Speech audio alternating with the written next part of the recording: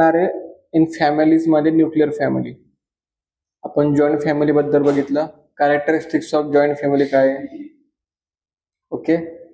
त्यानंतर functions of joint family काय आहे. ओके. त्यानंतर जॉईंट फॅमिलीची इम्पॉर्टन्स काय आहे. ओके. त्यानंतर मॅरेज आहे, टाइप्स ऑफ मॅरेज. ओके. त्यानंतर न्यूक्लिअर फॅमिली आपण समोर जाणार. Nuclear family. In the nuclear family it is a universal social and the phenomenon. It is also called of modern family. म्हणजे की स्मॉल फॅमिली असणार. Nuclear family म्हणजे काय, small family like husband wife and त्यांचे childrens. ही कोणती झाली family, nuclear family. Okay. Nuclear family is one of the husband wife and their children's. Okay. So the childrens live the parents as soon as they are married. यांचं म्हणणं काय की ज्या वेळेला त्याचं चिल्ड्रन्सचं लग्न झालं सो तो काय करणार, त्याच्या आई वडिलांना सोडून दुसरीकडे राहणार. ओके. सो याला काय बोलतो आपण, nuclear family.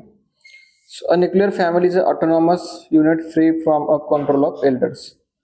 Okay. So it is a minimum interdependence between them like that American family. American फॅमिलीमध्ये काय दाखवतात की तुम्ही इंडिपेंडेंट बना. Okay. At the time of तुम्ही 18 इयर्सच्या अगोदर इंडिपेंडेंट पर्सन बनू शकता. ओके. ब्लेंडेड फॅमिली म्हणजे काय, blended family is a social unit consisting of two previous married parents and their childrens their form of marriage. Okay. म्हणजे त्यांनी कमीत कमी 2 प्रिव्हियसली मॅरिड केलेले आहेत त्यांच्या पॅरेंट्सने. समजलं का, नाही समजलं. अरे ब्लेंडेड फॅमिली म्हणजे काय, ब्लेंडेड फॅमिली म्हणजे काय, अ social unit consisting of 2 previously married of parent. म्हणजे त्यांच्या पॅरेंटचं फर्स्ट सिंगल दोघांचं पण लग्न झालेलं आहे, पण ते नंतर सुद्धा त्यांनी मॅरिड केलं. Okay. And their childrens form a marriage. Okay. In the term of blended or the step family. Okay. Like म्हणजे कसं, एक पॅरेंट्स आहे. ओके. मेल पॅरेंट्स आहे, एक फिमेल पॅरेंट्स आहे. सो दोघांना पण एक मुलगा आहे आणि फिमेल पॅरेंट्सला सुद्धा एक मुलगा आहे. मग ते दोघं कोण झाले, स्टेप ब्रदर दोघांचे एकमेकांचे. Okay. So it is a one or both parents remarried, again married करणार ते. Okay. Bringing childrens of the former family in to the new family. Okay. Formal फॅमिलीला कोणत्या फॅमिलीमध्ये कन्वर्ट करणार ते, न्यू फॅमिलीमध्ये. A step family is a family of one acquired when a parents enter a new marriage whether the parent was widowed or divorced. Okay. म्हणजेच काय की ते डायव्हर्स झालेलं दोघांचं. ओके. एक कपल होते, मॅरिड कपल. सो त्यांच्यामध्ये दोघांचं पण डायव्हर्स झालेलं आहे. मग डायव्हर्स झाल्यानंतर काय करणार, ते अदर पर्सन सोबत मॅरिड करणार. ओके. अदर पर्सन सोबत मॅरिड केल्यानंतर मग त्या जे समोरच्या पर्सनला जर का बॉयज असेल किंवा चिल्ड्रन्स असेल, सो मग ते कोणती फॅमिली झाली, स्टेप फॅमिली. आपण तर स्टेप फॅमिलीला कोणती फॅमिली बोलतो, ब्लेंडेड फॅमिली देऊन घे. Okay. For example, if one father dies and one mother married another man, the new man is one step father and the vice versa. Okay. आता यामध्ये example काय दिलेले, एक फॅमिली आहे. सो त्या चिल्ड्रनचे फादर डेड झाले. ओके. त्यानंतर त्याच्या मदरने काय केलं, अनदर पर्सन सोबत मॅरिड केलं. ओके. मग मॅरिड केल्यानंतर मग ते काय होणार, त्याचे स्टेप फादर होणार. ओके. स्टेप फादर, मग त्यांना काय बोलणार आपण, blended family. Okay. Extended family can be view as a merger of several nuclear family. Extended family may be cram into a single house or it may occupy a cluster of houses within an extended family compound. Okay. So there are 2 type of extended family, like small extended family, large extended family. Okay. म्हणजे यामध्ये काय होणार की merge करणार for the nuclear family. Okay. Nuclear फॅमिलीला merge करणार म्हणजे काय, एकत्र आणणार. ओके. एकत्र आणल्यानंतर काय होणार, त्याला आपण एक्सटेंडेड, आपण बोलतो ना एक्सटेंड करायचे, वाढवायची फॅमिली थोडीशी. ओके. तसं. सो यामध्ये काय होणार, सिंगल हाऊस और ऑक्युपाय क्लस्टर हाऊस. ओके. किंवा आपण फॅमिली कंपाऊंड सुद्धा बोलू शकतो त्यांना. ओके. लाईक म्हणजे की माझ्या पॅरेंटला सुद्धा त्यामध्ये इन्व्हॉल्व करणे. ओके. ज्यावेळेला मी माझी सेपरेट फॅमिली, सो माझे पॅरेंट्स त्या ठिकाणी राहत नाही माझ्यासोबत. माझ्या पॅरेंटला सुद्धा मी माझ्या फॅमिलीमध्ये पार्टिसिपेट केलं. म्हणजे कोणतीच फॅमिली झाली म्हणजे extended family. Small extended family, large extended family. Small extended family like may including in an old man and his wife, their son and son wife and son children. Okay, म्हणजे कसं मी, माझे children's, माझे wife, okay, आणि माझे parents, ही कोणती extended family झाली? Small extended. Large extended like may including in the old man, his wife, their unmarried childrens and married son and son view along with their unmarried childrens. म्हणजे कोण? Old persons, त्यांचे unmarried children's, okay, त्यानंतर एक married child, okay, मग त्यानंतर unmarried children's, म्हणजे खूप सारे अनमॅरिड चिल्ड्रन्सचे लार्ज नंबर ऑफ पीपल्स त्या ठिकाणी प्रेझेंट आहे. ओके, समजलं? समजलं? Modern family. The modern families undergone some radical changes in the past half of the century. The structure has changed, its functions has been altered, and its nature has been affected.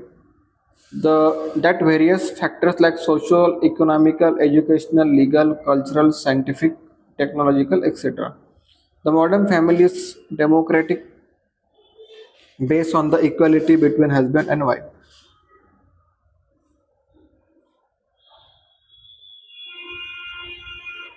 Okay, यामध्ये काय होणार आहे की structure change असणार depend on our family functions. Okay, त्यामध्ये काय होणार की depend on social economical function आपल्या, ओके, फॅमिलीचं, educational function, legal function. Okay, culture म्हणजे कसं? मॉडर्न फॅमिली म्हणजे कशी की nuclear family, small nuclear family. मग ते फॉलो करणाऱ्या काही गोष्टी आपल्या फॅमिलीच्या, कारण की त्यांना गायडन्स भेटणार नाही, ओल्ड पर्सन त्यांच्यासोबत नाही. Okay, scientific and technological etcetera. Okay, आता यामध्ये एक्झाम्पल काय दिलं? The modern family is democratic based on the equality between husband and wife. Equality ठेवतात ते हजबंड अँड वाईफ मध्ये. ओके, वर्किंग कंडिशन दोघांचे पण सेम आहे, सो वर्क पण दोघं सेम करणार. ओके, त्याला काय आपण काय बोलतो? Modern family.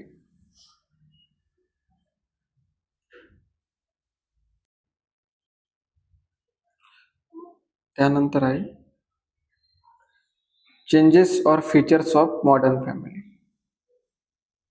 Changes or features of modern family. Decreased control of the marriage contract. Change in the relationship of man and woman. Laxity in sex relationship. Economic independence. Smaller family. Okay, decline of religious control. Separation of non-essential functions. Okay. Filiocentric family म्हणजे काय होणार की त्यामध्ये काय होणार की diverse त्यांच्यामध्ये जास्त होणार इन मॉडर्न फॅमिली. का? कारण की मेल सुद्धा इंडिपेंडंट आहे, फिमेल सुद्धा इंडिपेंडंट आहे. ओके, त्यानंतर स्मॉल फॅमिली असणार म्हणून चान्सेस आहे सेपरेशन होण्याचे. ओके, रिलिजियस कंट्रोल त्यांच्यामध्ये कमी असणार. ओके, कारण की ते कल्चरल त्यांची ऍक्टिव्हिटी कमी फॉलो करणार. Separations of non essential functions. Okay, म्हणजेच की त्यांच्यामध्ये डायव्हर्सचे चान्सेस ते जास्त असणार. त्यानंतर आहे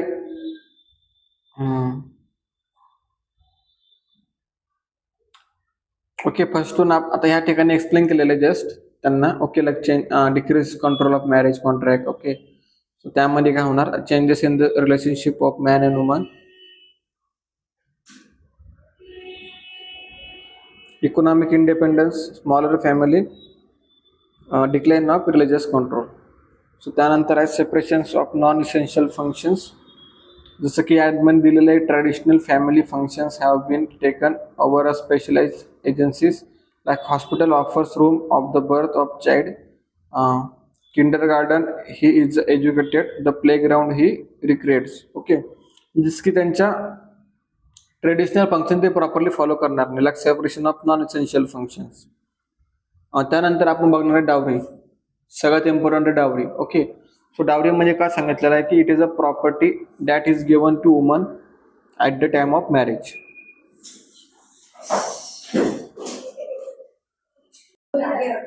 ओके, त्यानंतर आहे डावरी. डावरी म्हणजे काय? इन इंडियन कल्चरमध्ये काय बोलतात की डावरी ही आपण देतो म्हणजे ऍज अ गिफ्ट. आपण इंडियन कल्चरमध्ये काय फॉलो करण्यात आल्यानंतर की डावरी म्हणजे एक गिफ्ट देतो आपण, पण रिअल तसं आहे का नाही. पण सम कंडिशन मध्ये पॅरेंट्स म्हणजे डावरी का बंद केली कुणाला माहिती आहे का? कारण की रिझन्स काय होतं की सुसाईड रेट इन्क्रीज झाले होते. डावरी न दिल्यामुळे ऍक्सिडेंट करणे इन फिमेल्स म्हणजे की डायरेक्टली रॉकेल वगैरे टाकून सनी त्यांना मारणे, ओके, अब्यूज करणे, ओके, फिजिकल अब्यूज असेल, मेंटल अब्यूज असेल, ओके. सो डावरी त्यामुळे स्टॉप केली. So dowry it is a Vedic age of dowry system was unknown, okay, since women enjoy equal status with men, okay. So now condition मध्ये बघितलं आपण, so dowry या ठिकाणी totally बंद झालेली, पण काही रिलिजन्स मध्येच ते फॉलो करतात. Parents will give gift as a token of love and the affections of the newly married couple who were forming or starting a new life, okay. So मग त्यांचं म्हणणं होतं की डावरी ही gift as a love token म्हणजे कसं की parents through आपण गिफ्ट देतो, ओके, फॉर कोणासाठी? त्यांच्या मुलीसाठी, ओके. सो मग त्यांनी ते का बोलले की त्यांची न्यू लाईफ स्टार्ट होईल यानंतर, म्हणून ते डावरी त्या ठिकाणी द्यायचे. Gift given at the time of marriage are intended to help them set up of house, okay. Sometimes set up of house साठी पण ते काही पैसे त्यांना द्यायचे, ओके. Money will be provided. का रिझन काय? कारण की सेटअप ऑफ हाऊस करण्यासाठी. त्यानंतर आहे dowry but after the religions customs, okay, age old prejudice etcetera have kept Indian woman is the exploitable lack of economic independence.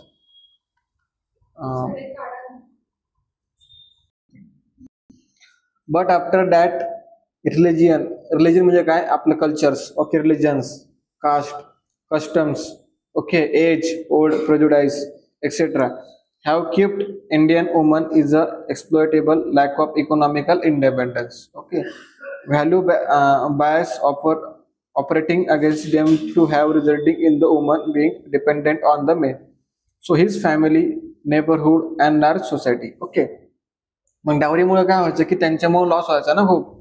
आता सपोज मला लग्न करायचंय, मी बोलणार 10 लाख रुपये मला डावरी पाहिजे, 10 लाख रुपये. मग मी काय करणार? तर त्यांच्याकडून 10 लाख रुपये पण घेणार आणि त्यांच्यासोबत लग्न पण करणार, लग्न पण जास्त प्रमाणात करणार, मोठे लोक येणार. त्यामुळे काय व्हायचं? सोशल इकॉनॉमिकल कंडिशन लोकांची ढासळायची, म्हणजे कमी असायची. म्हणजे अगोदरच गरीब, वरतून एवढे घेणार, मग कर्ज बाजारी लोक व्हायचे, मग लोक सुसाईड करायला लागले डावरीमुळे, ओके. सो मग ती ऍक्ट त्यानंतर त्यांनी बंद केली, ओके. मग ती काय करणार? तिचे फॅमिलीवाले जे पर्सन्स आहेत, डावरी न दिल्यामुळे तिला मारणार, अब्यूज करणार, ओके. ती पण काय करणार? त्या टाइम मध्ये सुसाईड करणार, okay. Education and gainful employment do not make woman equal to men in matrimonial matters, okay. आता जे एज्युकेटेड पर्सन्स आहेत ते काय बोलणार की मेल आणि फिमेल हे सेम इक्वल लेवलला आहे, ओके. पण जर का पास्ट पिरियडमध्ये आपण बघितलं तर मेल आणि फिमेलला इक्वल मानलं जात होतं का? नाही ना. So Mahatma Gandhiji believe that the dowry system is nothing but the sale of girls. माहिती आहे ना, महात्मा गांधीजी काय बोलले होते की डावरी ही सिस्टीम नाही आहे, तुम्ही मुलींना विकताय, सेल करताय, ओके. समजतं ना, म्हणजे पैसे आपण देतो दुसऱ्यांना की आमच्या मुलीला सांभाळा म्हणून, तसं गांधीजींचं म्हणणं होतं. Dowry in the recent year it has grown into a social evil, so it has become a state of symbol of both the parties, okay. So dowry जास्त कुठे घेतात अजून पण माहिती आहे का? Gujarat state, UP state, okay. त्यानंतर depend on religions, ज्यांच्याकडं आता गुजरातमध्ये जास्त कोणते असतात? मारवाडीज असतात ना, ओके. आता सिंपल आहे, कोणत्या कोणत्या रिलिजन्स मध्ये डावरी ही देतात, ओके. सम पार्टीज मध्ये काय बोलतात की डावरी घेतल्याशिवाय आपण लग्न करणार. राजस्थान मध्ये सुद्धा डावरी ही खूप प्रमाणात चालते, ओके. ऑक्सफोर्ड डिक्शनरी काय बोलते? Property or the money brought by a bride to her, okay, husband when she marry him, okay. Oxford dictionary मध्ये काय दिलेले डेफिनेशन ऑफ डायरीची की प्रॉपर्टी आहे, ओके, जी प्रॉपर्टी आपण कोणाला तरी सांभाळण्यासाठी देतोय, लाईक मग ती मनीची असो किंवा स्त्री असो. सो ती एखाद्या सोबत मॅरिड करणार आणि ती प्रॉपर्टी त्याची होणार, असं डावरीचं मिनिंग आहे. ओके. राम आहूजा काय बोलतात, gift and the value receive in the marriage by the bride and the bridegroom and from his relative. Okay. So मग अजून पण डावरी कशी घेतात की आपण बोलतो ना गिफ्ट घेऊन जायचं ज्यावेळेला लग्न असणार त्यावेळेला, मग आपण गिफ्ट मध्ये काय देतो, ती पण एक टाईपची डावरीच झाली. पण डावरी जर का पैशांमध्ये कन्वर्ट होत असेल, ओके, किंवा त्या गोष्टीमुळे त्यांना त्रास होत असेल, सो ती आपण बंद करणार. ओके. डावरी आपण जे गिफ्ट जर घेऊन जातो ते वेगळं, त्यामध्ये दिलेले आहेत gift and value receive. Okay. Ahuja काय बोलतात, gift and value receive in the marriage by the bride and bridegroom and from his relative. Okay. In आपल्या इंडियन कल्चरमध्ये जेव्हा आपण गिफ्ट देतो म्हणजेच काय, जे की त्यांना लाईफ स्टार्ट करण्यासाठी कोणत्या कोणत्या गोष्टी देणार, ओके, त्या गोष्टी आपण त्यांना गिफ्ट म्हणून देतो. सो ती सुद्धा डावरी झाली. Dowry is a consider as a social evil. The dowry is considered as a social evil. Okay. त्यामध्ये dowry is a causing suffering of the people and the parents. डावरीमुळे काय होणार, people आणि parents suffer करणार. Okay. The corruptions and the bright in the society. त्यामुळे काय होणार, करप्शन्स वाढणार. करप्शन्स माहिती तुम्हाला, करप्शन्स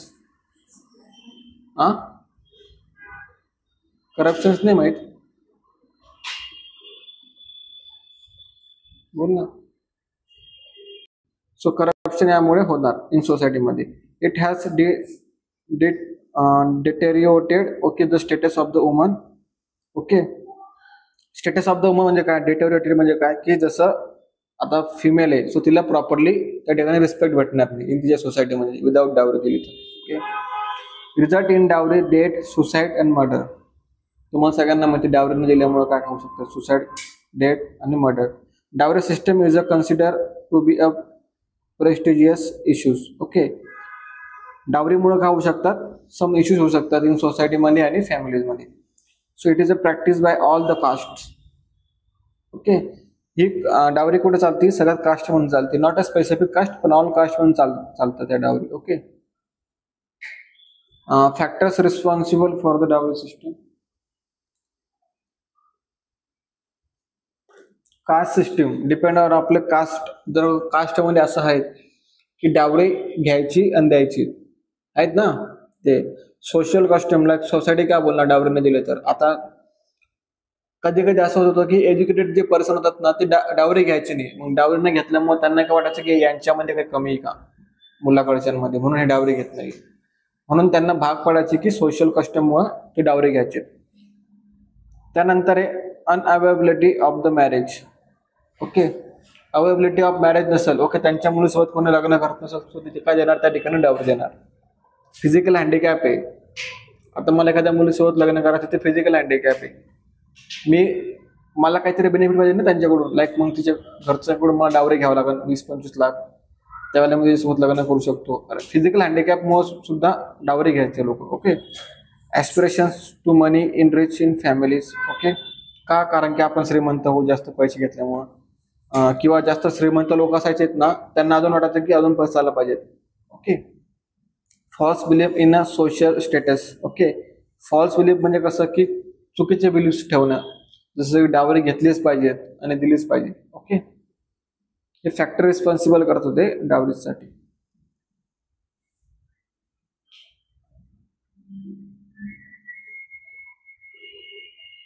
changes and legislations on the family and marriage in India like marriage act. Okay. आता यामध्ये एज ऑफ गर्ल असेल, बॉयज असेल, त्यानंतर डावरी ऍक्ट असेल, ऑल एज. ओके. आता यामध्ये बघा prevention of Sati act in 1828. Sati act. Okay. Hindu widow remarriage act 1856 म्हणजे काय, एक पर्सन परत लग्न करू शकत नाही विदाउट त्याचा डायव्होर्स झाल्याशिवाय. Okay. The Civil or the Special Marriage Act 1872, the Hindu Marriage Act 1955, Dowry Prohibitions Act म्हणजे की डावरी ही थांबली पाहिजे 1961 act. Okay. Child marriage restrictions act in 1929. Okay. का, कारण की इंक्रीजिंग पॉप्युलेशन रेट वाढणार म्हणून.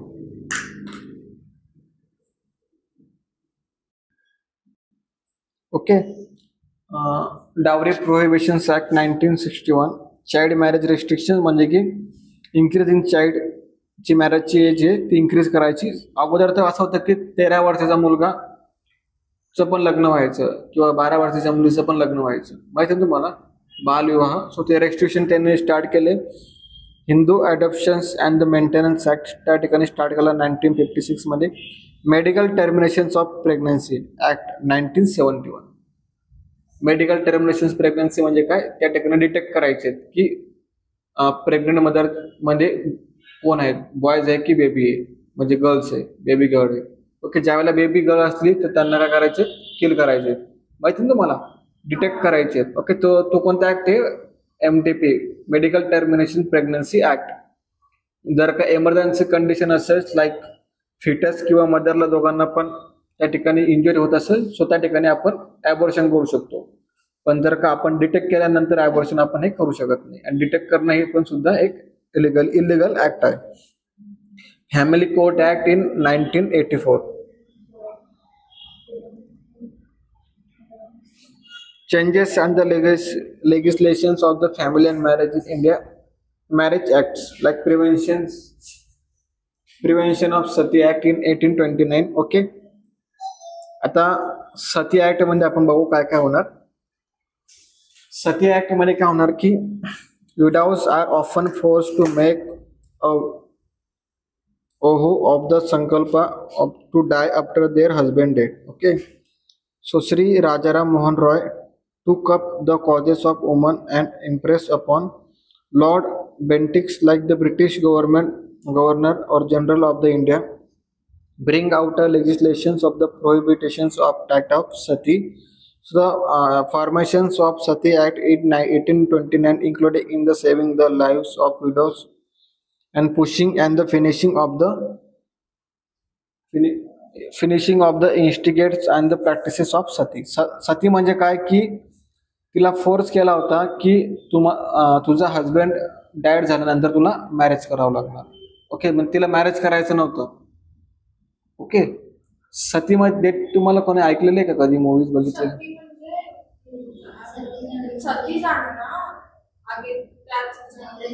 तुम्ही मूवी बघितलेला आहे का, तो म्हणून विचारतो, मूवी बघितलेला आहे का तुम्ही एक, की त्या मूवी मध्ये असं होतं की ओल्ड एज पर्सन सोबत मॅरिड करायचे. इन ज्या गर्ल्स असायच्या ना, यंग गर्ल्स, त्यांचं ओल्ड एज वाले पर्सन सोबत लग्न करायचे. मग लग्न केल्यानंतर ते का 10 ते 12 वर्षात डेड असायचे ना, एक्सपायर व्हायचे ते. मग त्यांना काय करायचे की त्यांच्यासोबत पण त्यांना जाळायचे. सती ऍक्ट माहिती आहे तुम्हाला. सती ऍक्ट हे 1829 मध्ये स्टार्ट केला होता. ओके. किंवा मग तिला पण तिच्या हजबंडची डेट झाल्यानंतर पण तिला डेट करायचे, म्हणजे तिला बोलायचे, तिला किल करायचे. ओके. हा. श्री राजा मोहन रॉय. ओके. मग यांनी काय केलं, वुमन्स साठी यांनी आधार घेतला त्या ठिकाणी, त्यांच्यासाठी ती लढली होती. ओके. मग जे ब्रिटिश होते ना गव्हर्नर, त्यांनी सुद्धा हे रूल्स चेंज करायला भाग पाडलं, कारण की decrease in the rate of population म्हणून. Okay. Hindu widows of remarriage in 1855. Through the prevention of Sati Act, even thought widows were saved, but they were subjected to the exploitations and the humiliations. Okay. Pandit Ishware Chandra Vidyasagar brought a pressures on the British government to make legal provision of the widow remarriage. Remarriage करायचेत ना, remarriage systems. म्हणजे कसं की आता सती act आपल्याला prevent करायची होती ना. आता सती जी स्त्री होती, आता तिचा हस्बंड गेल्यानंतर ती काय करणार, कोणाजवळ असणार, काय करणार, कोणाला माहिती आहे का नाही, तिला संवादामध्ये पण घ्यायची नाही. मग पंडित ईश्वरे चंद्र विद्यासागरने काय केलं म्हणजे का, त्यावरती ऍक्शन घेतली की त्यांना ब्रिटिश गव्हर्नरना सांगितलं की तुम्ही हा ऍक्ट लाईक तिचं रिमॅरेज सिस्टीम मध्ये ट्रान्सफर करा. रिमॅरेज, तिचं परत लग्न करायला तिला सांगा. ओके. लाईक जी स्त्रीचे हजबंड डेड झाले, मग तिला परत लग्न करू शकते, तिला अशी परमिशन द्या. Okay.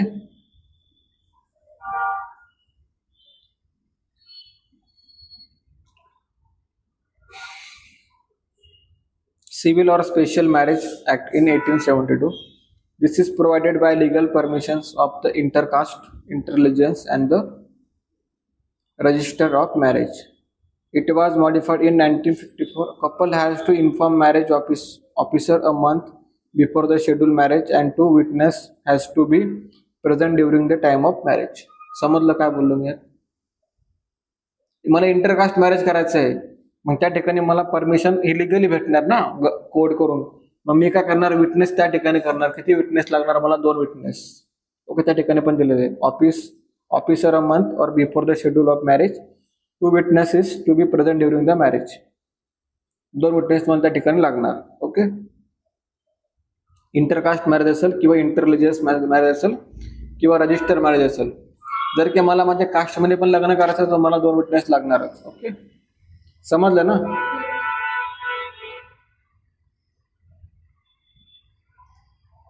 The Hindu Marriage Act. The act is applicable for the total India and the Jains, Sikh, Buddhist and the schedule of caste. The conditions for valid marriage as provided under this act like prohibits like polygamy, polyandry and the child marriage. The bridegroom of the must have completed 21 years of the age and the bride 18 years of age. Equal rights for the men and women in marriage. Give permissions for intercaste and interreligious marriage. Hindi marriage act काय बोलतात की single person आहे तो single स्त्री सोबतच लग्न करणार. Okay, polygamy, polyandry and the child marriage साठी त्यांनी ऍक्ट स्टार्ट केलं. म्हणजे कसं चाइल्ड मॅरेज करायचे नाही आणि एक पर्सन हा खूप साऱ्या स्त्री सोबत लग्न करू शकणार नाही किंवा एक फिमेल हे खूप साऱ्या मेल सोबत लग्न करू शकणार नाही. ओके, पॉलिगॅमी आणि पॉलिएंड्री. तर मग ब्राईड ग्रूम म्हणजे कोण? मेल, जो की आपण बोलतो ना नवरदेव. ओके, तो must have be completed of 21 years of the age.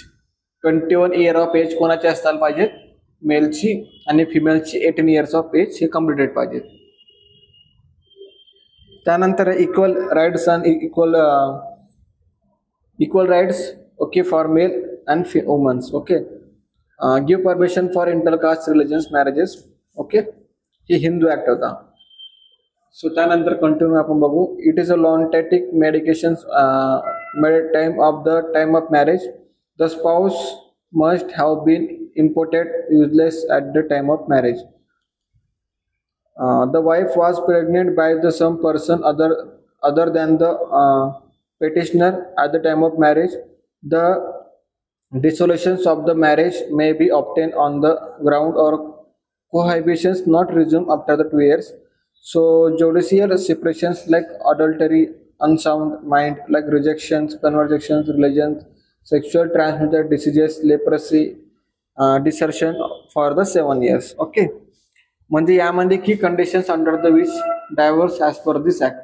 म्हणजे आपण कसं डायव्हर्स घेऊ शकतो त्या स्त्रीसोबत. ओके, लाईक ती अगोदरच लग्न अगोदर प्रेग्नेंट असेल तर आपण डायव्हर्स घेऊ शकतो. ओके, किंवा तिला असे डिसीजेस आहेत ज्याच्यामुळे आपल्यामध्ये स्प्रेड होणार, आपल्या ब्लडमध्ये ट्रान्सफर होऊ शकतात, तर आपण ते तिच्यापासून आपण डायव्हर्स घेऊ शकतो किंवा लग्न हे तोडू शकतो. त्यानंतर आहे dowry prohibition act in 1961. Permit exchange of the gift for not more than 2000 rupees. 2000च्या वरती आपण गिफ्ट द्यायचं नाही, लक्षात ठेवा. It prescribe the penalty of 6 months imprisonment और फाईन अप टू ₹5,000 और बोथ. एक तर मी तुम्हाला 2 लाखाची वस्तू आणली, तुम्हाला पण फाईन पडणार, मला पण फाईन पडणार. ओके, दोघांना पण फाईन पडणार. The act got amended in the 1986 and there are after this rule become still more severe, so it does not apply to Muslims. हा मुस्लिम्स मध्ये अप्लाय होत नाही हा ऍक्ट, कारण की ते डावरी देत पण नाही घेत पण नाही. मुस्लिम लोक ते डायरेक्टली काहीतरी दुसरी गोष्ट देणार. तुम्ही त्यांच्या लग्नामध्ये कधी बघितले कधी लग्न मुस्लिम लोकांचे? त्यांच्या लग्नामध्ये कोणतेच टाइप ऑफ गिफ्ट देत नाही, माहिती आहे ना. खाली आज जाएंगे सिर्फ लड़के लेके आएंगे असं त्यांचं म्हणणं आहे. ओके, बस. ओके, त्यानंतर child marriage restrictions.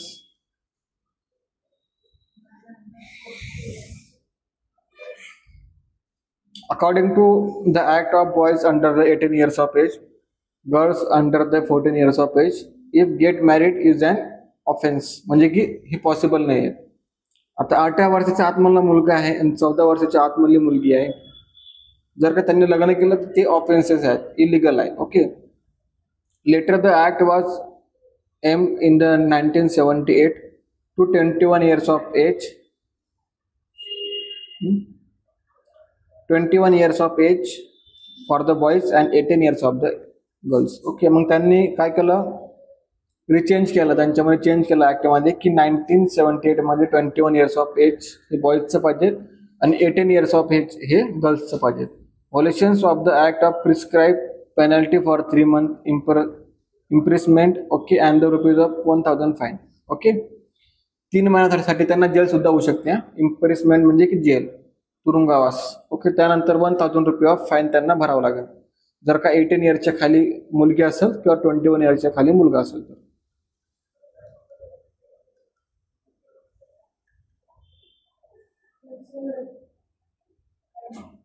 Hindu Adaptations and the Maintaining Act in 1956. It provides provisions for childless women the right to adopt a child. The claim maintenance from the husband if she is divorced. Okay. जर का तिला child adopt करायचा असेल, okay, suppose तिचा husband हा dead झाला असेल, so ते चाइल्ड हा अडॉप्ट करू शकते. Okay. Medical terminations of pregnancy act 1971 legalize abortions, considering the right of women to undergo abortion on the ground of physical and the mental health. Okay. आपण ही legally करू शकतो abortion, पण depend on पेशंटच्या किंवा मदरच्या medical कंडिशनवर. Family court act is 1984. It's provide justice to woman who get involve in the family of disturb. Okay. Disputes. Okay. म्हणजे यामध्ये असं असणार की it is a woman who will be get involve in the family. मग family court act त्या ठिकाणी start होणार. Okay. In 1984. After that one, the marriage is an institution which is admit men and women to the family life. It is a stable relationship in which a man and woman are socially permitted to have a child, implying in the right to sexual relationship. Like marriage is a ritual enjoyed to the husband with the regarding to his wife as a God given gifted. Okay. So marriage म्हणजे काय की एक person एक female सोबत married करणार. Okay. After that त्यांचं family त्या ठिकाणी स्टार्ट होणार. ओके. मग त्यामध्ये काय असणार अजून 4 गोष्टी की म्हणजे की हस्बंड जर का चांगला असला so the God gifted, and the husband जर का बिहेवियर चांगला नसला सो द पनिशमेंट, असं ते त्या ठिकाणी समजायचे. Definitions of marriage. Marriage as a contract for the protections and the maintaining of the children. So marriage is the approved or social pattern whereby 2 or more persons establish a family. Okay. So marriage म्हणजे काय की social pattern आहे. Okay. Approve bye pattern आहे, like legal pattern आहे. Okay. त्या ठिकाणी स्टॅब्लिशमेंट of करणार तुम्ही फॅमिली किंवा न्यू फॅमिली त्या ठिकाणी तुम्ही स्टॅबल होऊ शकता. Okay. Forms of marriage like one wife many husband like polyandry. Okay. Fraternal. Okay. Polyandry, non fraternal, polyandry. Okay. यामध्ये काय होणार की मॅरेज आपल्याला या टाईपमध्ये पण दिसतात लाईक पॉलिएंड्री आणि पॉलिगॅनी. ओके. पॉलिएंड्री म्हणजे काय, एक वन वाईफ आहे, सो मेनी हजबंड आहे तिची. ओके. मेनी ऑफ हजबंड आहे, सो ते आपण थांबवण्यासाठी सुद्धा आपण हा मॅरेज ऍक्ट हा स्टार्ट केला होता. One husband many wife. Okay. Like polygyny, sororal polygyny, non sororal polygamy. त्यानंतर आहे one husband and one wife like monogamy. और कंपेनिएट ऑफ मॅरेज और एक्सपेरिमेंटल मॅरेज. कंपेनिएट मॅरेज म्हणजे कॉन्ट्रॅक्ट बेसिस मॅरेज, आणि experiment म्हणजे की जसं की आपण एक्सपेरिमेंट करतो लाईक त्या टाईपमध्ये. ओके. एक्सपेरिमेंट मॅरेज त्या ठिकाणी तुम्हाला खाली एक्सप्लेन सुद्धा केलेले आहेत. पॉलिएंड्री मीन्स तुम्हाला सर्वांना माहिती आहे, marriage which whereas a one woman marry in more than the one man, like त्याला आपण पॉलिएंड्री बोलतो. फ्रॅटर्नल पॉलिएंड्री म्हणजे काय दिसते का?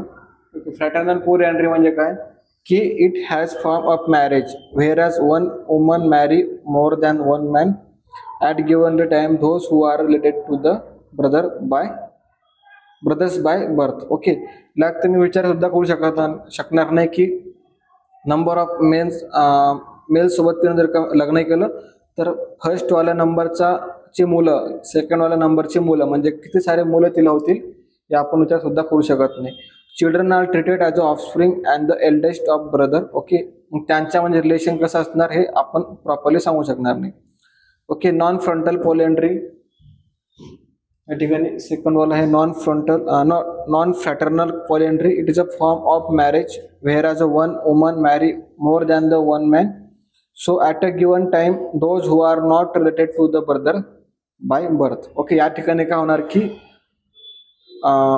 जी वुमन आहे ती सिंगल पर्सन सोबत लग्न करू शकते किंवा ती रिलेटेड नाही होऊ शकत ब्रदर बाय बर्थसाठी. ओके, पॉलिगॅमी.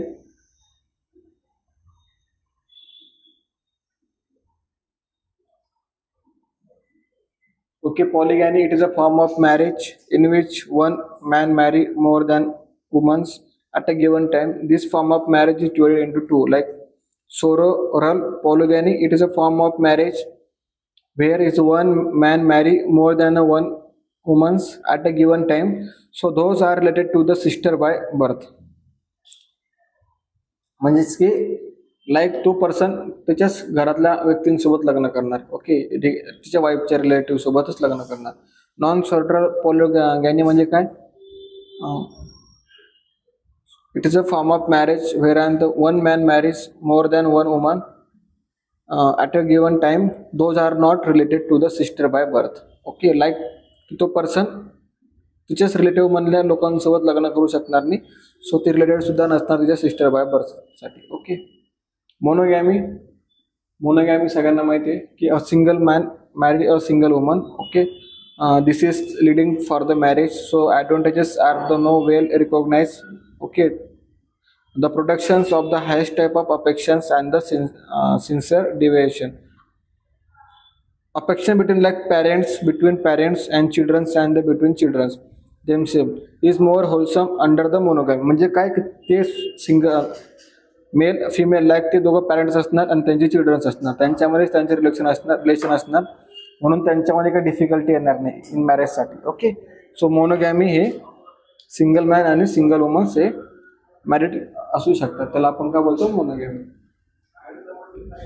त्यानंतर कंपनीड मॅरेज म्हणजे की the marriage of two persons on the understanding that as a long as there are no childrens. Okay, the marriage may be dissolve in simply by mutual consent. म्हणजे की ज्या आता parents असेल त्यांना मुलगा होत नसेल, सो त्यांच्यामध्ये अंडरस्टँडिंग असणार ती फार एकमेकांना समजून घेण्याची. The experimental marriage in this the form of marriage a man and woman may be allowed to lead the married life of temporary. म्हणजे की एक टेम्पररी टाईपपर्यंत आपण मराठा स्टेटस ठेवू शकतो. ओके, त्यांच्यासोबत फॉर द सेटल डाऊन आणि द एक bond असतं त्यांच्यामध्ये, एक कॉन्ट्रॅक्ट बेसमध्ये होऊ शकतं ते. ओके, राईट 5 to 10 years मध्ये सुद्धा आपण हे मॅरेज कंटिन्यू करू शकतो.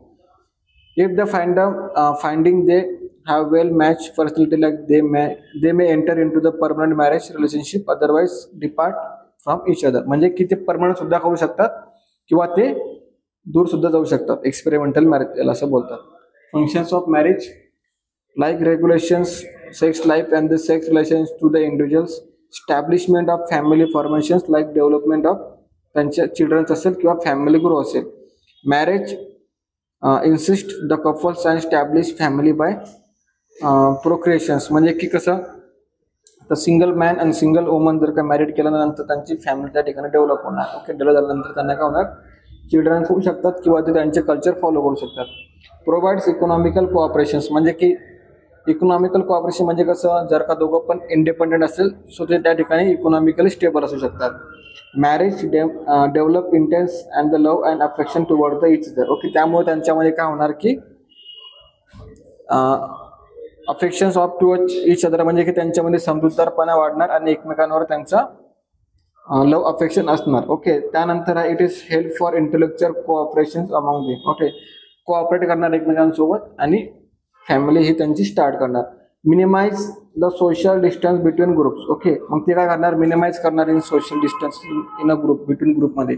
ज्यावेळेला ते कुठं लग्नामध्ये गेलं असेल किंवा कोणत्या फंक्शनमध्ये गेलं, सो ते मिनिमाइज करणार for the social distancing. Marriage and family problem in India. Present lower status of women, like in Indian family systems say Indian women do not enjoy equal rights with the men. Okay, in the social, political, religious and the economical field. Okay, असं बोललं गेलं की marriage system जी आहे इंडियातली ती properly नाही आहे.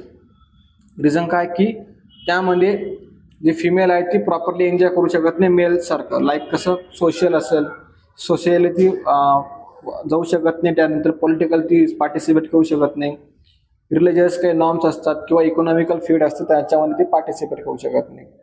Okay, so before marriage a woman depend on her father, after marriage on her husband and in old age on her son. Okay, मग त्यांनी असं सांगितलेलं आहे की जी फिमेल आहे ती डिपेंड असणार, ओके, इंडिपेंडंट नसणार असं त्यांनी बोललं गेलेलं आहे. आत्ताचे जर का टाइम पिरियडमध्ये आपण बघितलं तर सगळ्या वुमन्स ह्या इंडिपेंडंट आहे. मोस्ट ऑफ द केसेस बघितल्या सम वाईफ ज्या आहेत त्या हाऊसवाईफ आहे. Okay, she never has a independent living according to her own dislikes.